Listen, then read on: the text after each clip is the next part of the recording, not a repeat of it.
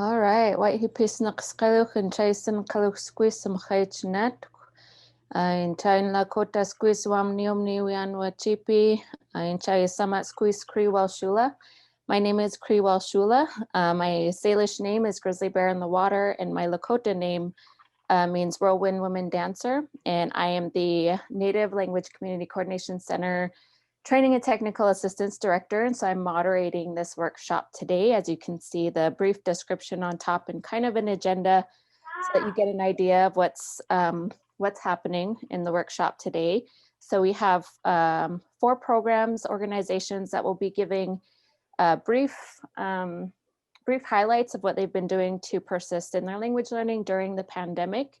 And then we really want to open it up at the end here for people to ask questions and engage with the participants, you all who have joined us here today. And so we have Julian Guerrero Jr., who is the director for the Office of Indian Education. We have Dr. Tony Toke with the Kiowa Tribe of Oklahoma. She's the curriculum specialist for the Kiowa Language and Cultural Revitalization Program. We have Wade Ryan Mackey with the Cherokee Nation. He's a program manager. And we have Sarah Holly and Xavier Holly with the Ani Nakota College and also the White Clay Immersion School. And so just to make sure that I give them and you all enough time to speak, I will go ahead. And I have some options for my presenters here. So Julian, you are up first. So what I can do is I can either be on your web page, which by the way, we developed a site that is what I'm screen sharing right now. So if you want the link to this site, which has a lot of great information about each of these programs, a lot of different resources and ideas, you'll have to wait to the end. So I'll share it out at the very end, the link to get here. We just didn't want it to be too distracting as we're presenting, but I can be on your page, or yeah, I also have these slides that have a timer on them. So whatever you would like. Well, if you don't mind timing me, and then if you could show the web page, that'd be great. Okay, perfect. And I promise that I'll definitely be less than 5 minutes. So okay. I'll jump right into it. Hamaroeka Naniat Yani Suada. My name is Julian Guerrero Jr. I am currently the director of the Office of Indian Education at the United States Department of Education. I am recently selected in my position. My start date was essentially September 1st, so I'm a little over 60 days into it. Still a lot to learn, a lot of folks, a lot of names and networks to build at the department, but it's such an honor to speak with you all today in this group setting on a very critical piece in Indian country, and that is native languages.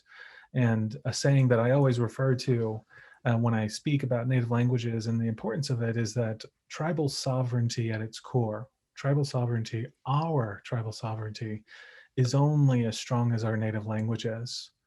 And make of that what you will. If you're really involved in native languages, you know how critical this work is.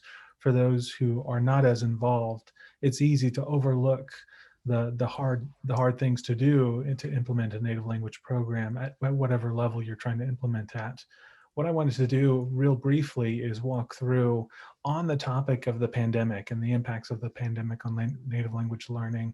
What we do at the U.S. Office of Indian Education is essentially support grantee success by awarding grants and maintaining adequate technical assistance to meet the needs of the native language grantees. And although my comments are going to be pretty starkly different than my colleagues representing here with me, I wanted to walk through just on this webpage a little bit of what OIE offers to the native language community.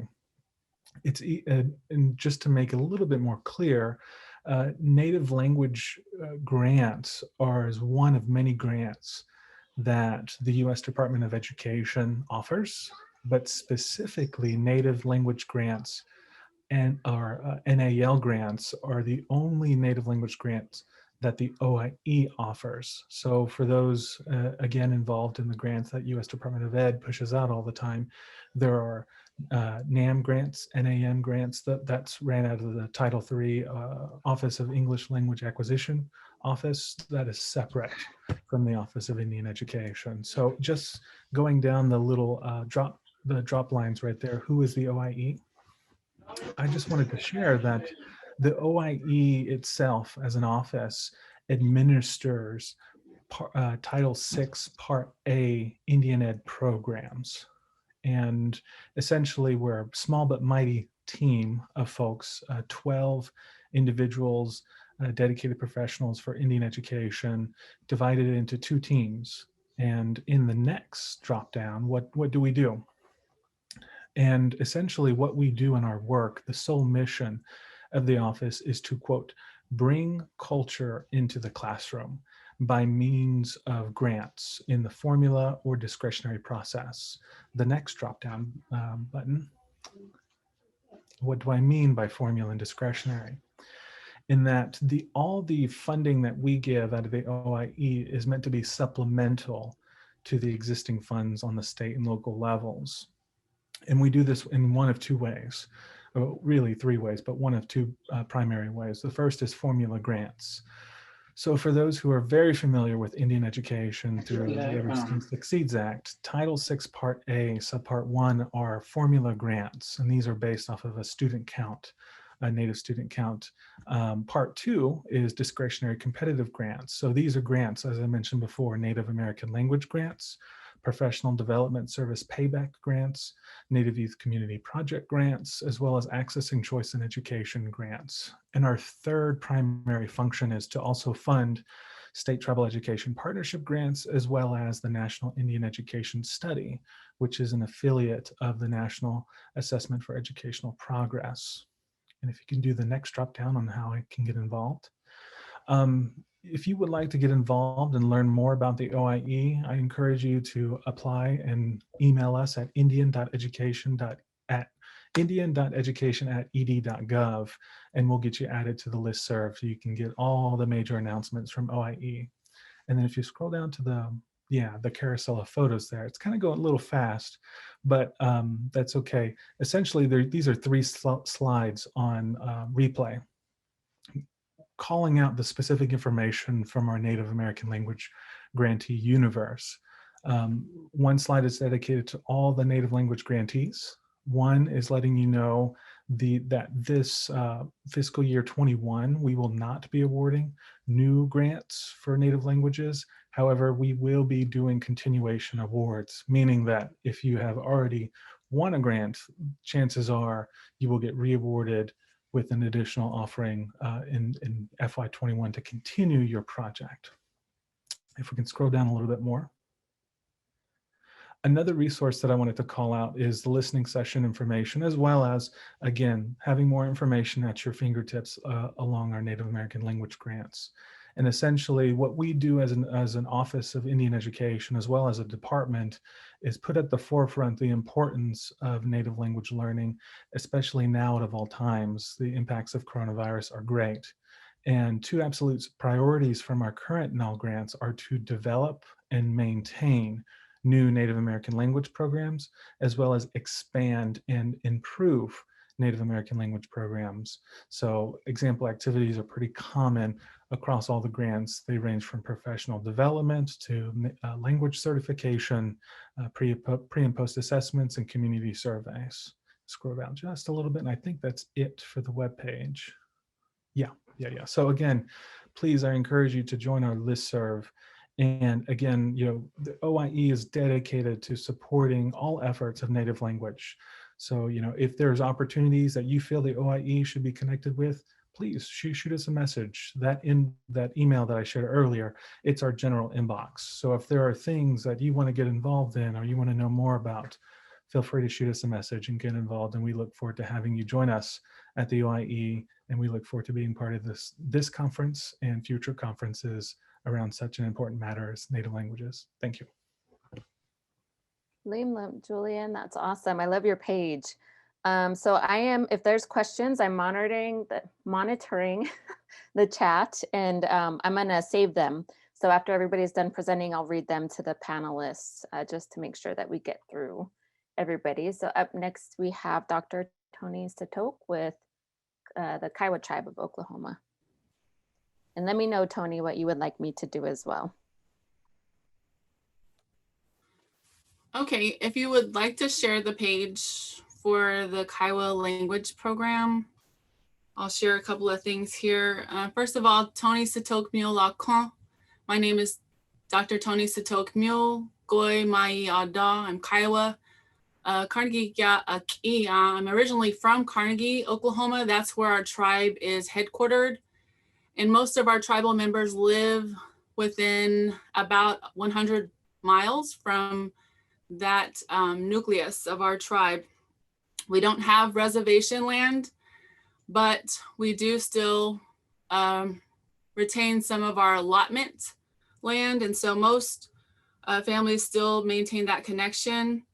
Like I said, most of our tribal members live within 100 miles.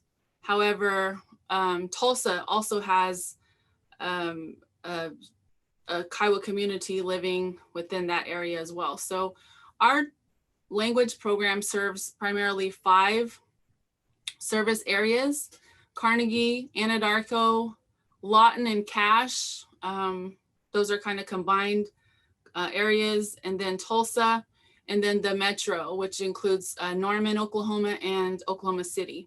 And so our current program is a certification-based program. So we are attempting to credential Kiowa language teachers among Kiowa language workers. So many people that are already doing Kiowa language work elsewhere are now teacher candidates for the language program. So that's basically our program. We initially set up weekly meetings with the elder mentor. So we still have some first language speakers in our nation. Most of them are over the age of, conservatively over the age of 60. Many of them are much older than that. Since the inception of the program around 2016, we've already lost 2 of our elder mentors. And so we have had tremendous loss in our program. And then the pandemic hit. And when that happened, everybody went into isolation. Our offices were shut down. And we basically lost connection for a little while, because if the offices attempted to open back up, they were closed again shortly after that. So there were openings and then closings. We have a core staff that is located in Carnegie. And then we have several educators / language workers that work in different environments and different schools and different locations who work remotely. And so we had a short break because we had a death in our program. And then when the pandemic hit, again, we were kind of stalled for a while. And then we started back with Zoom meetings with our elder mentors, I would say in the spring. In the late spring, we started trying to get more acquainted with Zoom. And since then, we have continued our our weekly meetings with our elder mentors via Zoom. And most of them have been exceptionally receptive to it, and they have adapted so well to using this technology. For a lot of us, I think we were hesitant and maybe apprehensive about using technology for language purposes, but the pandemic forced us into doing things that we weren't comfortable doing. And so since then, we actually had our first 2 outreaches. One of them was delayed. We had ice storms in Oklahoma just a couple of weeks ago that shut down electricity for people across the state and also internet service. And so the night that the ice storm hit, I think it was the very same day when they started closing offices early, we had to reschedule our first outreach. And the ironic part about it is that the topic was weather. And so the topic that was supposed to be discussed on that day was weather terms and Kiowa weather beliefs, and that was postponed due to an ice storm. So everybody kind of thought that was kind of ironic that happened. But we rescheduled, and we also had a second outreach using Zoom as well. Primarily, we used Facebook to outreach to our community members in different places. And the outreaches on Zoom was pretty successful. For Kiowa people, we have a tradition of meeting on Veterans Day. We have organization, well, we have a lot of veterans organizations, but we have one in particular called the Kiowa Victory Club. And so they have an annual meeting on Veterans Day, regardless of what day, whenever that falls, they have a meeting, a gathering, a dance. And so we were on our outreach on Zoom talking about that and how we miss those songs and how it's so strange that we're going past these important days for Kiowa people and we're not able to meet. And it's just not safe to gather and bring our elders into those kinds of crowds. And so we thought, well, why do we do something on Veterans Day, even though the tribal offices will be closed, but we can still meet in the evening. And so I think one of the obstacles might have been for Zoom is that people didn't know how to use it.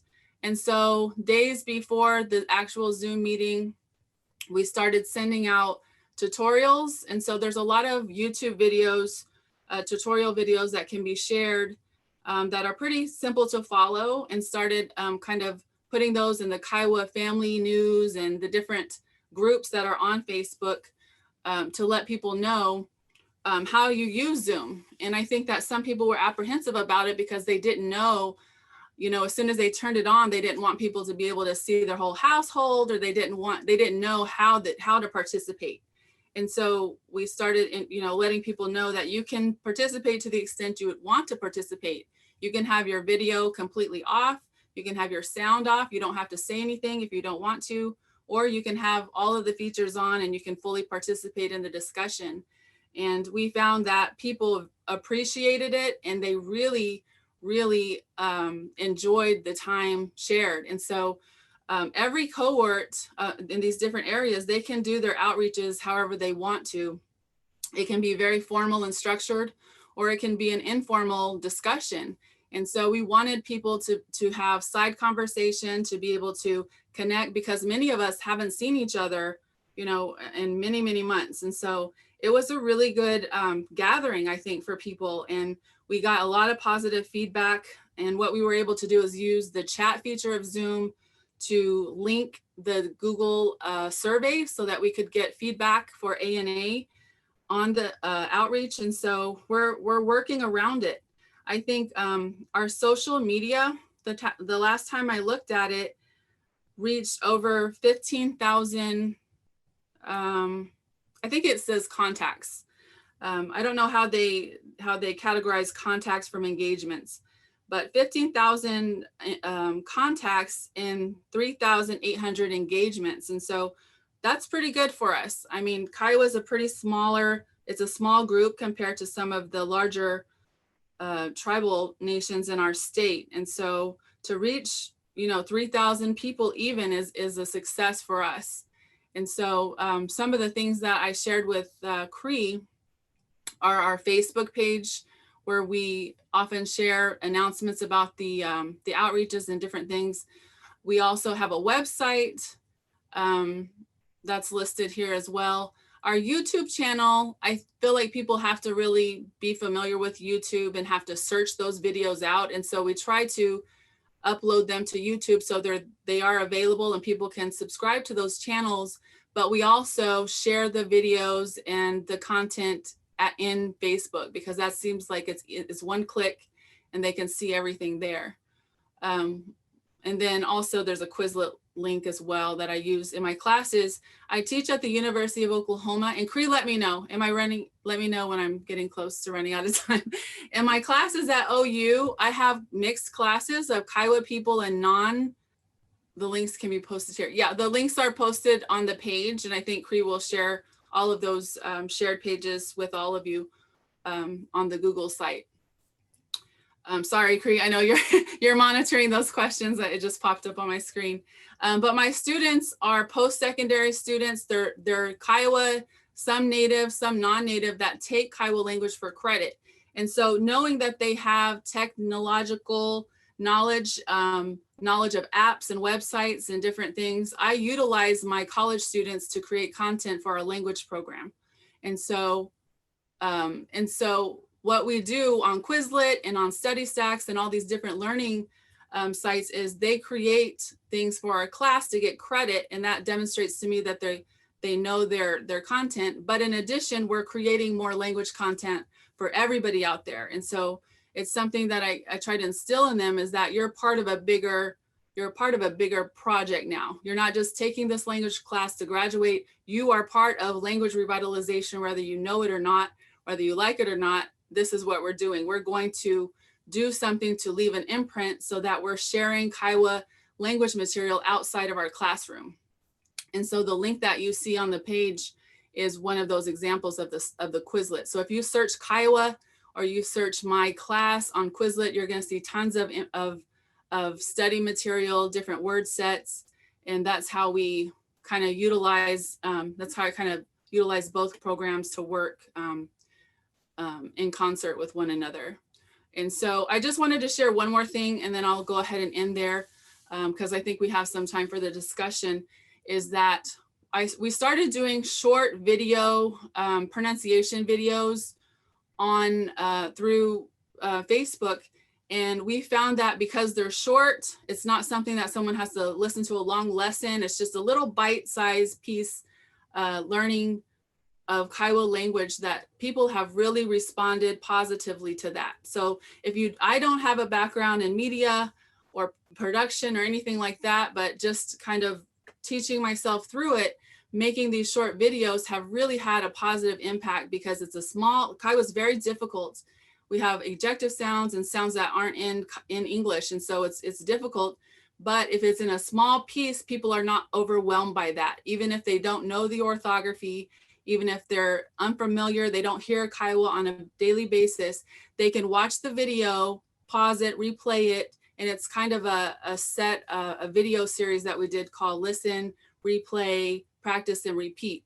And so they can listen to it from an elder speaker, they can practice it at home, and then they feel more comfortable with attempting that speech. And so those short videos, I feel, have been really successful. And so we're gonna continue with that, and just exposing Kiowa to people out there that don't get a chance to hear it, and normalizing our orthography, because the diacritic marks and the different symbols, I think, can be daunting for people at first, but by exposing to them continuously, regularly, they get comfortable and more familiar with it. So with that, I'll say aho, thank you for listening, and I'll go ahead and stop there, Cree.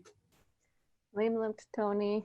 All right, we'll go ahead and keep it moving. Tawade, Ryan with Cherokee Nation. And Ryan, let me know what you would like me to do.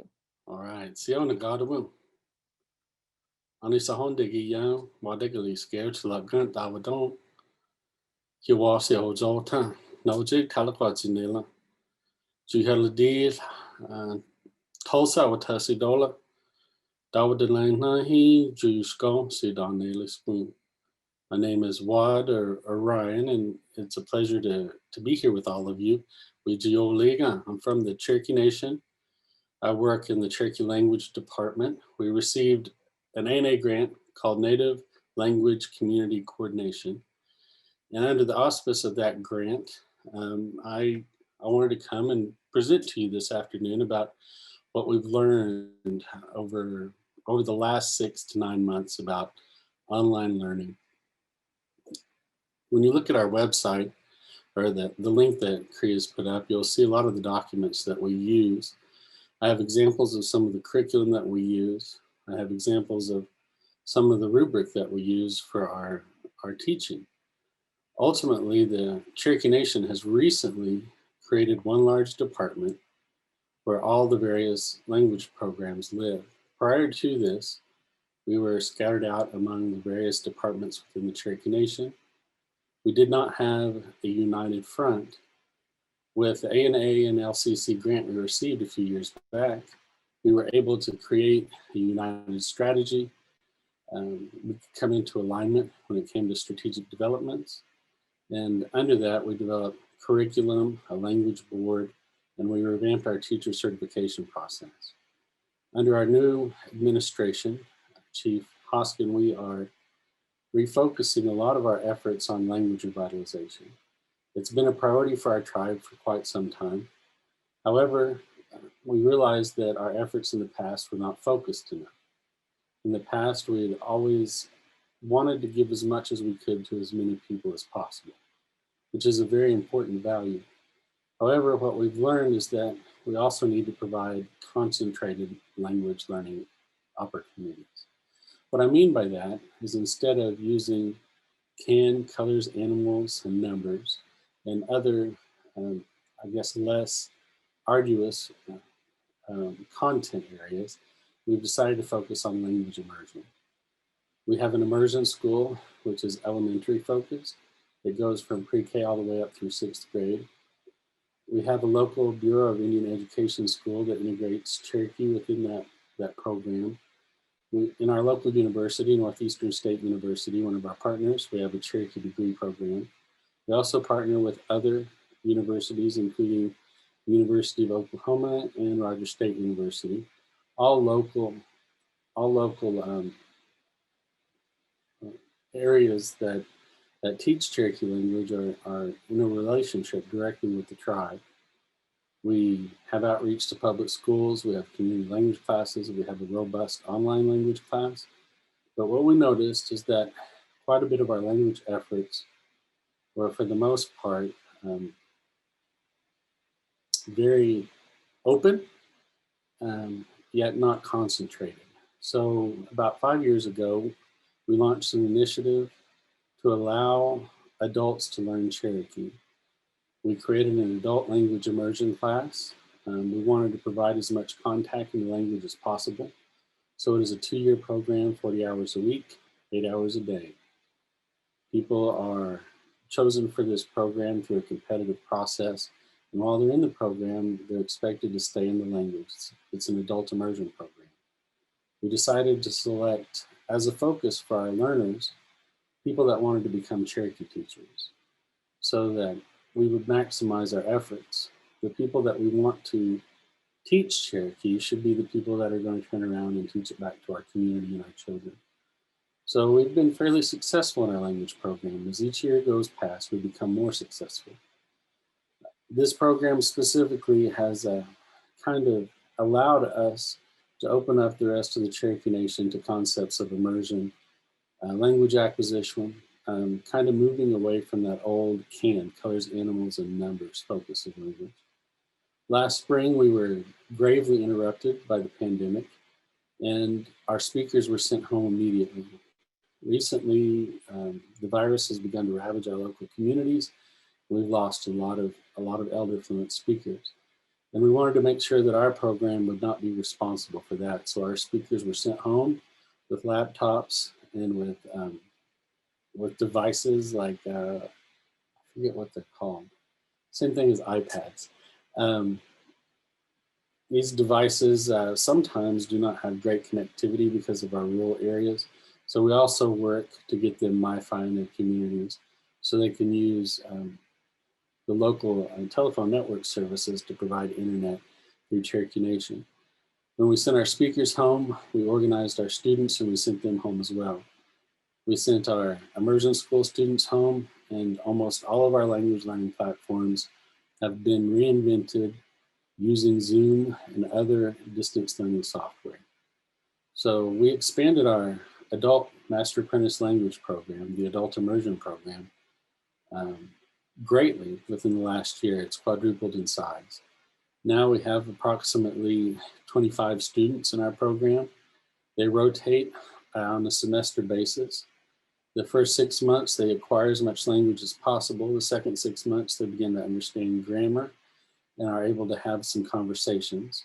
By the third 6 months, as they continue to develop their language, they're also expected to start teaching the first semester newbies, the new students that come in. In the last 6 months, our fourth semester, they are expected to develop all of their teaching skills as well as maintain their language development. We use Zoom on a daily basis. We are in active session between 4 to 6 hours a day. The speakers are on hand to intercept questions and help with language projects, and the students themselves team up and they work together outside of direct language instruction to create language projects that will further create language curriculum and teaching materials in the future. We hope that one day that we'll be able to get back together soon, but as it is, we found no substitution for direct contact. It's limited at this point because of Zoom is a challenging platform for anybody because of the screen time issue. We take a lot of breaks. We only go about 40 to 45 minutes at our max for each session. And then we come back together and reconvene. We break up into small groups and then we get back together in large groups, and we try to maintain the language throughout. Our learners have continued to develop. Their language has maintained itself despite some of the lag in time. They are not in language session 40 hours a week as they once were. However, they are guaranteed 20 to 30 hours of direct language instruction and another 10 to 15 hours of group instruction or group project time where they work with each other. This is the best way that we found to conduct business, is try to recreate an immersion environment in our homes. We have developed kind of an online program for our immersion school as well. And we're currently in the process of developing software where they will have their own secure platform for language learning. And we plan to march that out at the end of this year by December. So all of our immersion students will have direct access to language. Our after-school programs have gone to online, and our online language classes are becoming even more robust to meet the needs of this pandemic. And thank you guys for letting me speak with you. Ijayele liches, skiwi wanaka, wadong. Name them, Wado. Okay, so then we'll move to our last panelist here. We have either Sarah or Xavier Holly. Good afternoon, this is Sarah. I'll start us off. Pri, you can just show our page, please. Awesome, thank you. Okay, so our project is actually called White Clay People Speaking White Clay Language Together. And our focus kind of right now is on the White Clay Immersion School. Our director is Dr. Sean Chandler.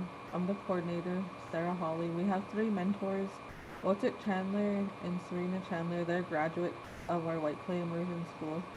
They often come back to help us. And Xavier Holly, he volunteered here a lot during his high school years and worked closely with Sean and Lynette and kind of become acquainted with the language like that. The goal for our project is to establish an integrated system of Ani language instruction to increase speakers at all levels, ages, and fluencies. So we work with preschool to college students, and we do this in different types of ways. Xavier will give you more of the preschool. He's our preschool teacher. He'll give you an overview of that. I work with Sean in the White Clay Immersion School, and the immersion school we teach, the core subjects as well as the language. And for the college level part, we have our instructors at the college, and they work with us to make sure we meet all our standards that we're laying out for our language. We lucked out on our reservation. COVID didn't hit us until probably this summer sometime we start getting our first cases, but Montana did close. Sarah? Yeah. Sorry to interrupt you. It's just a little bit like staticky. I'm not sure if you have maybe my computer.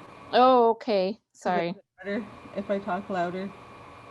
Yeah, maybe get a little bit closer. It just has some background kind of noise to it. Okay. Is that any better? I feel like I can understand you. It looks like a couple people are having a harder time, so I'm not sure, but it sounds better to me. Okay, so we had to shut down in mid-March of last year for our last school year because of COVID. So when we shut down, we was kind of in a panic because we wasn't expecting it. We thought we'd be able to finish out the school year or come back after 2 weeks. So we adapted despite sending iPads home. And we used those iPads. They had some language games on there from our previous cohort. We had packets that we created. And then we sent home Sweetgrass so the kids could continue, praying and singing our song. We have a song at our school.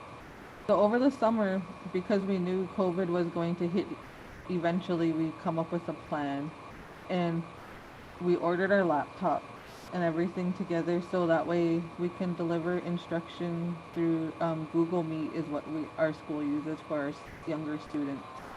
Um, we were able to start our school year off in the fall, and we were able to go for a month. We were only able to go half a days.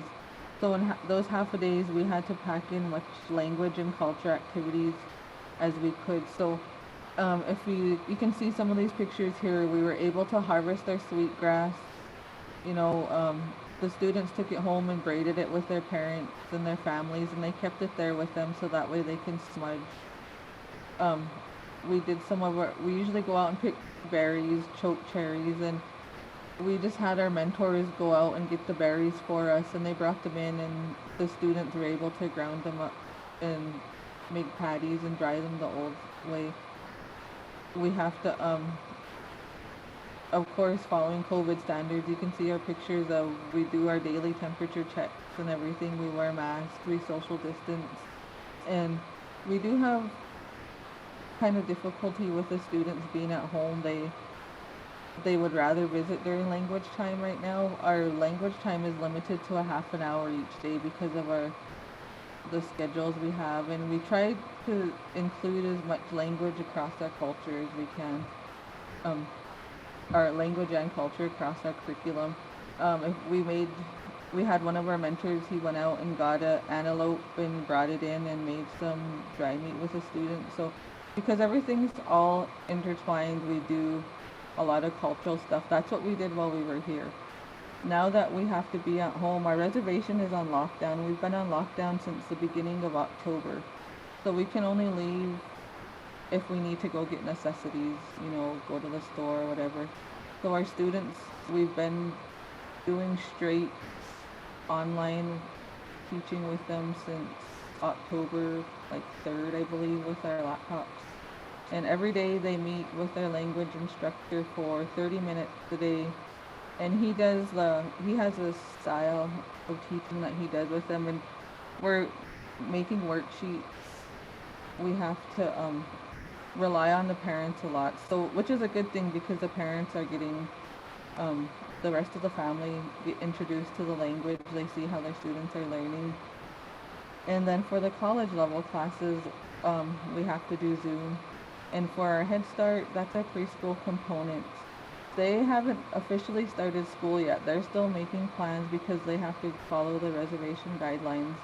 And so far what I've come up with the teachers was we just had to make flashcards again. The Head Start sent home iPads. We're trying to talk the teachers into showing the students how to do Zoom meetings or some kind of meetings. So even though they're little, that way we can, you know, have some kind of language interaction with them. And Xavier's been creating curriculum for them and for us as well. So I'll let him talk about that right now. You want to mute your mic? There you go. Sorry. Yeah. Hi. Well, hey, Nanisa, Xavier Holly. Hi, my name's Xavier Holly. I'm a language instructor for the Head Starts at the White Clay Immersion School, and I'm a mentor too to the older kids, the 2nd, 3rd, and 4th graders that they teach there. What I do is I come up with curriculum. And before COVID, I was going into the Head Starts and teaching it for 15 minutes per class at our reservation has technically has 3 towns on the reservation, Hayes, Lodgepole, and the agency area. I was going to the Hayes and Fort Belknap agency Head Starts every couple days. I would alternate. So my week was Monday, agency, Tuesday Hayes, Wednesday agency, Thursday Hayes, and then Fridays were open if the teachers needed anything from me to help them with, because the Head Starts in our area don't go to school 5 days a week, and Fridays were their day off. So Fridays were a lot of time at the immersion school with the older kids. The curriculum stuff that I developed, there's an example right there, Cree, if you could go ahead and click on it. Using the book creator stuff, this is just like some of the stuff I've done for COVID, I guess, and just in general too. Like if where we live, the in Montana, the roads aren't good year round, and our winters are really long, and it's probably about a 25-mile drive to Hayes from where I live in the immersion school. So during the winter months, I didn't really want to chance it out there a lot of the times. So this was kind of one of, I guess, kind of a solution to it. If you click on this book's animals, it's just a quick little example. It's every animal in our language, A through Z. And that little bubble down there, you guys, I don't know if you can hear it or not, but it's just me just saying it. So that way up top's the English, and then down below is the picture of the animal. Then down below that, written in our language, is the name of the animal, and then the bottom's the audio. So I guess it's really simple with that format. You get the picture, which, animal, they're younger, so they don't know how to spell or read English, obviously, or Grovon for that matter. So I guess it's just a quick little way to, in my eyes, teach them to read both at the same time. And then they hear it and they see the animal, and, you kind of, I guess, just connect the dots. It's just really simple if you just go through and that. And then before COVID, I haven't been into a Head Start classroom since last April, I believe. Like Sarah was saying, we didn't have COVID hit our res until probably the summer. But soon as cases were in the state around early March, I want to say, res went on shutdown right away for a couple weeks. And since then, the Head Starts haven't went back at all in person, just kind of out of safety, just a precaution, because for the kids and their families, as well as at our Head Starts out Hayes in the agency area, they have like this mentorship program where elders come into and sit there with the kids all day to kind of keep them busy. It's just so out of the safety for all of them, this Head Starts have been set up in person for a long time, and I haven't personally had to go in. But before, what I was kind of doing for them was I have like flashcards, and kind of for each class every 15 minutes, I would kind of go in and sit there, I guess, and do my little lesson, which was really simple. It's just, animals one day, colors the next, numbers the next, then family terms was another. I was trying to get into like weather, so that way they could say how their day was like outside.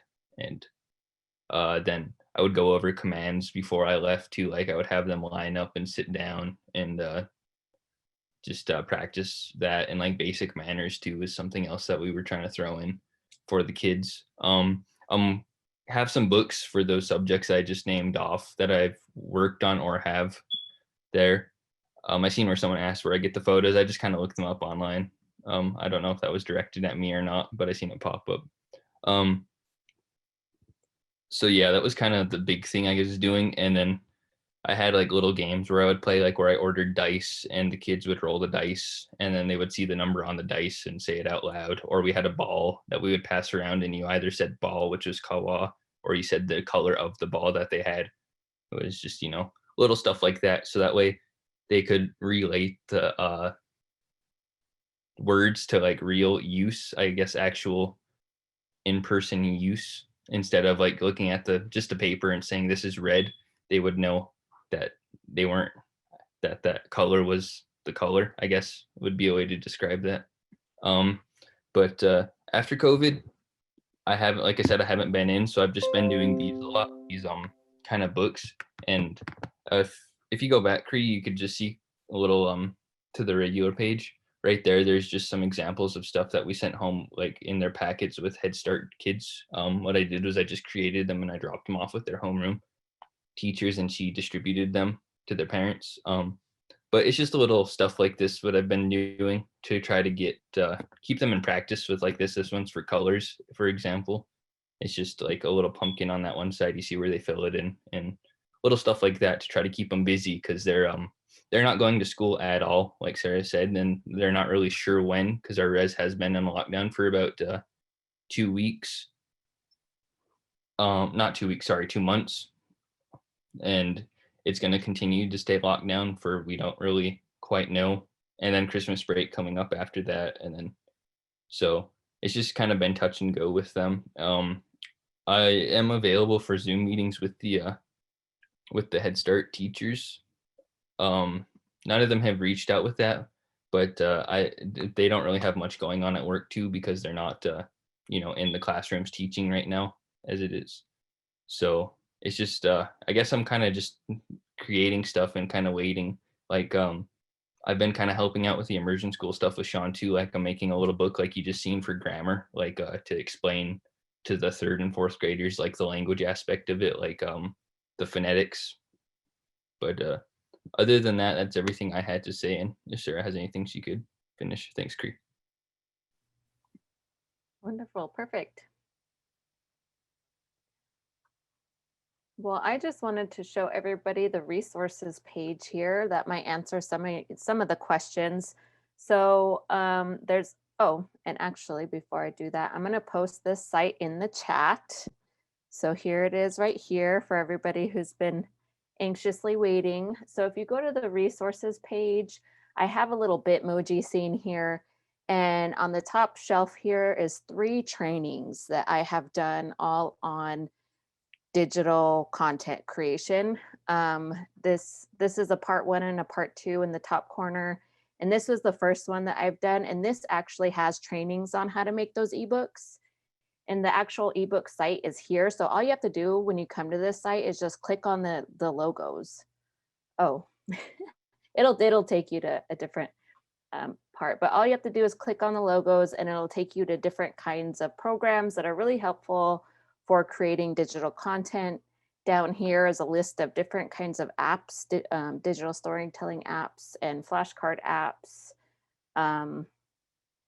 and other different things. So if you want to explore here for different types of material development, that is available for you too as well. I highly encourage that you check out some of these links that are on here.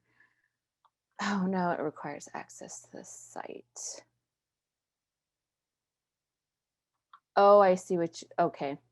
We'll troubleshoot that soon.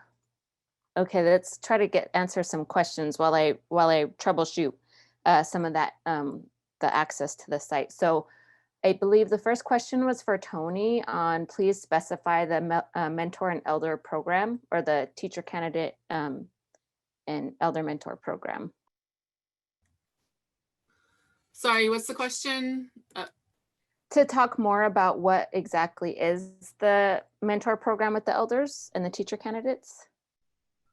So the specifically the grant, it assigns about two candidates per elder mentor. So in Carnegie, there's 2 candidates per elder mentor. Now we've had, like I said, some losses, and then we've had also some elder mentors get involved with other sites. And so we've kind of been jigsawing it and just seeing, without stretching them out too much where they, we're not overwhelming them. But so far, our elders have told us that these sessions are enjoyable for them. Sometimes they're challenging because we're asking questions and things like that. But it's a way for them to think about Kiowa words and phrases and things that they haven't thought about in many years. And so I think that it's also good for them mentally and socially. And so the time that the teacher candidates, our program is designed to be a 10-month program. So to correlate with the academic year. So just the same time that, the school year starts with, for us, is around August and then goes through the 10 months. That's the certification process. So during that time, the teacher candidates are logging hours for doing work for the outreaches that I spoke about. So if they have a 10-month calendar, and each month correlates with what Kiowas would normally be doing in that month. So, and then in the summertime, there are several things, gatherings that Kiowas have, the activities. And so the calendar doesn't line out perfectly because it's not a full year, but we try to fill in, the gaps with other important Kiowa subject matter. And so, we at the beginning of the year, we surveyed different language folks, the staff, the volunteers, different people that were involved to say, what's important for Kiowa people to know and learn. And then we, we went through that whole process of divvying it down to what it is. And so we fit all that into a 10-month calendar. And so the relationship is that the teacher candidates spend those 2 hours per week with the elder mentor, gaining language knowledge. And then in turn, they create lesson plans that they share with one another, and also that they use in the outreaches and the camps and all of the quarterly things that we do. And so what we hope is that at the end of, like we're in year, I think 4, is at the end of a full year, we have, where we didn't have any material, now we have 20, lesson plans on one topic, because everybody's moving through the curriculum at the same time. And so I don't know if I answered the question, but that's a little bit more about how we're building up our material and what the dynamic is with the elder mentors and the time that they spend with the teacher candidates. Awesome, thank you. So the next question is, some elders are afraid to use technology, which prevented me from recording an elder. She didn't want to try Zoom to meet with me, and understand her not wanting to meet in person because of the pandemic. What do you suggest on how to troubleshoot this when we need to record with her or want to meet with her in person? Does anybody have any thoughts?